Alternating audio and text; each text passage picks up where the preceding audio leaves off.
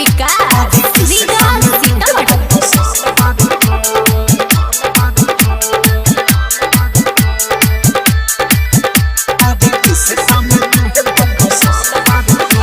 तोर अखिया सादाबी तोर उठावा गुलाबी तोर गाल गुला गुला ढोढ़ी फेंके बुला बुला तोर अखिया सादाबी तोर उठावा गुलाबी तोर गाल गुला गुला ढोढ़ी फेंके बुला बुला माल देखे में टाना टान बाडू हो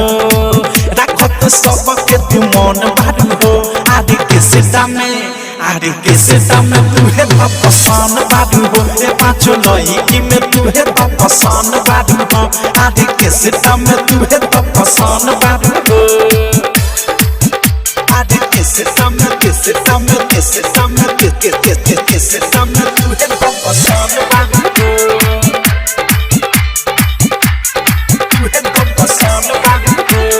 गोड़ बाडू हो बेजोड़ बाडू हो रसा से भरल पोरे पोरे बाडू हो चाल करेलू कमाल करेलू जहाँ जहाँ चालू तू बवाल करेलू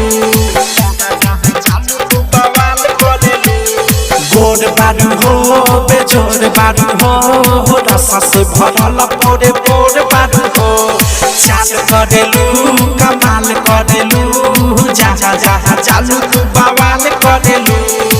हीरा मोती से कीमती धन बाडू हो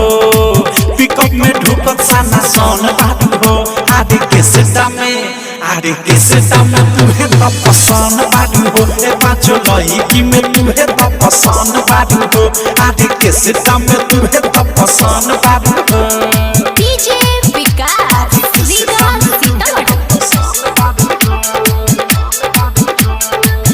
डायमंड रिकॉर्डिंग स्टूडियो छौड़ा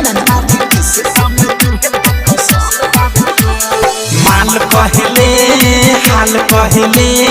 तोहारा से बिकी विशाल कहले भइले बादेश कहले मुकेश अनुराग नरेश साथ प्रेमी अवधेश माल कहले हाल कहले तोहारा से बिकी विशाल कहले भइले बादेश कहले मुकेश अनुराग नरेश साथ प्रेमी अवधेश अचबे पहिले तू बदन बाडू हो नाच आइले कहे जान बाडू हो आदि के सीता में तू है तो पसंद बाडू हो ए पाँचों लड़की में तू है तो पसंद बाडू हो आदि के सीता में तू है तो पसंद बाडू हो तोर अखिया सादाबी तोर उठावा गुलाबी तोर गाल गुला गुला ढोढ़ी फेंके बुला बुला तोर अखिया सादाबी तोर उठावा गुलाबी तोर गाल गुला गुला ढोढ़ी फेंके बुला बुला माल देखे में टाना टान बाडू हो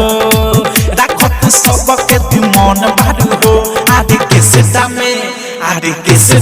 तू है तो पसंद बाडू हो ए पाँचों लड़की में तू है तो पसंद बाडू हो आदि के सीता में तू है तो पसंद बाडू हो